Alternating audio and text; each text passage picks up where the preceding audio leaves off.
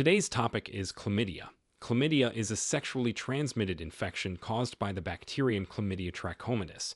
It's one of the most common STIs worldwide, particularly among young adults. Despite its prevalence, many people with chlamydia don't even realize they have it because it often doesn't cause noticeable symptoms. This lack of symptoms can lead to undiagnosed and untreated infections, which can result in serious health complications over time.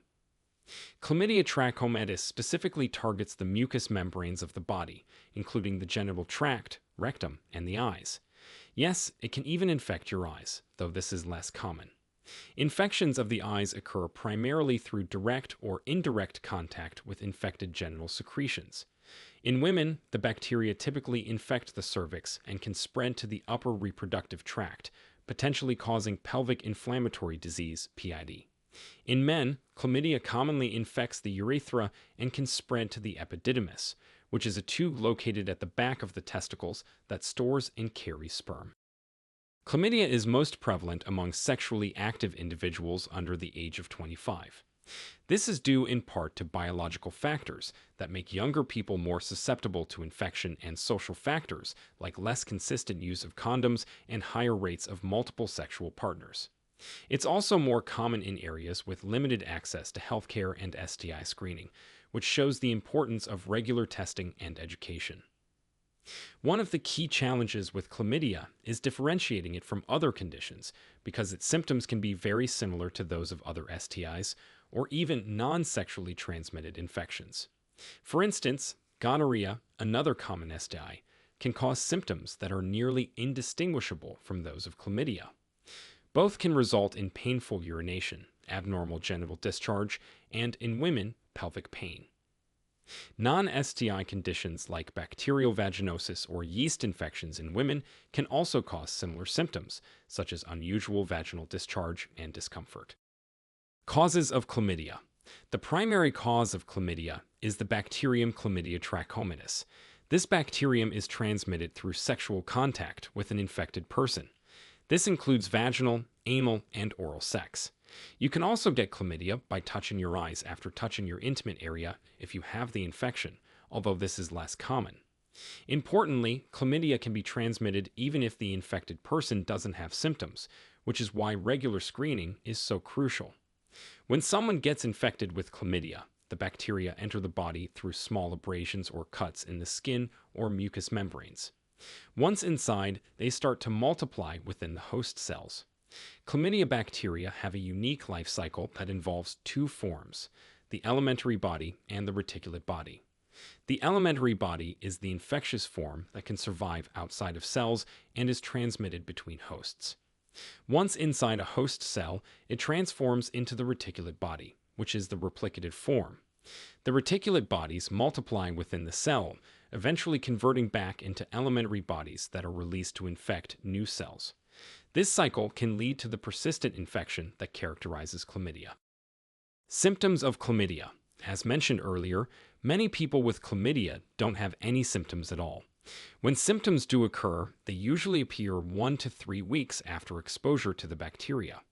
In women, common symptoms include abnormal vaginal discharge, which might be yellowish and have a strong odor, and a burning sensation during urination. You might also experience pain during intercourse, bleeding between periods, and lower abdominal pain.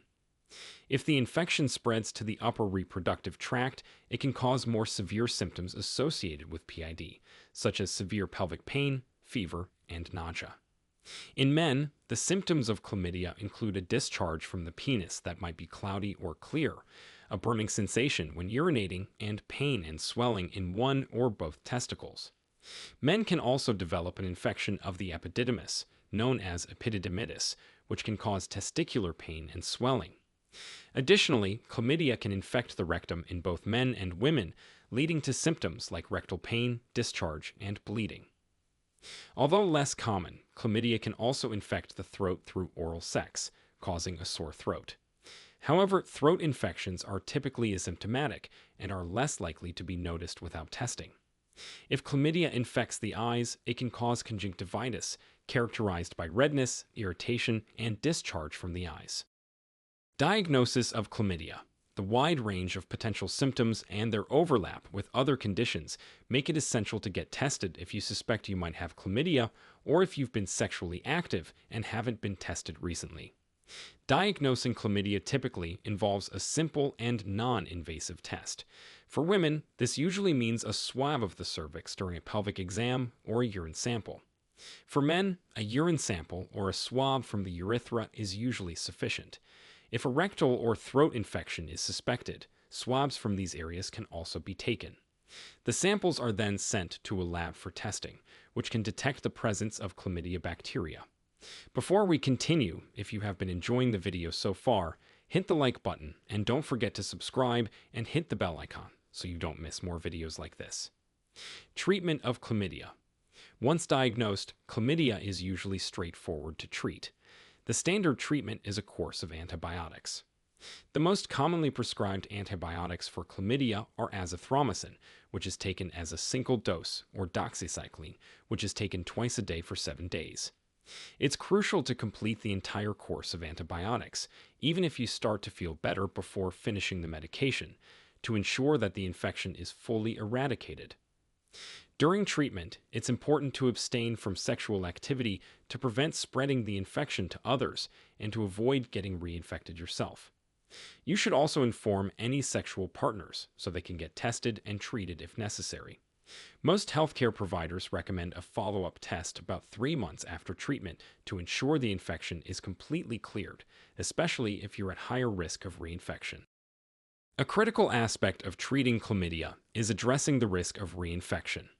Reinfection is common if sexual partners are not treated simultaneously. This highlights the importance of partner notification and treatment. Many doctors will offer a prescription for a patient's partner or recommend that the partner seeks treatment immediately. Some regions have implemented expedited partner therapy, where patients can deliver medication or a prescription to their partners without the partner needing to see a doctor first. If left untreated, chlamydia can lead to serious health complications. In women, untreated chlamydia can cause PID, which can result in chronic pelvic pain, ectopic pregnancy, where a fertilized egg implants outside the uterus, and infertility due to damage to the fallopian tubes. In men, untreated chlamydia can lead to epididymis, which can cause pain and swelling of the testicles and potentially impact fertility. Both men and women with untreated chlamydia are at higher risk of contracting and transmitting HIV. Additionally, pregnant women with untreated chlamydia can pass the infection to their babies during childbirth, leading to eye infections or pneumonia in newborns. Prevention of chlamydia. Preventing chlamydia primarily involves practicing safe sex.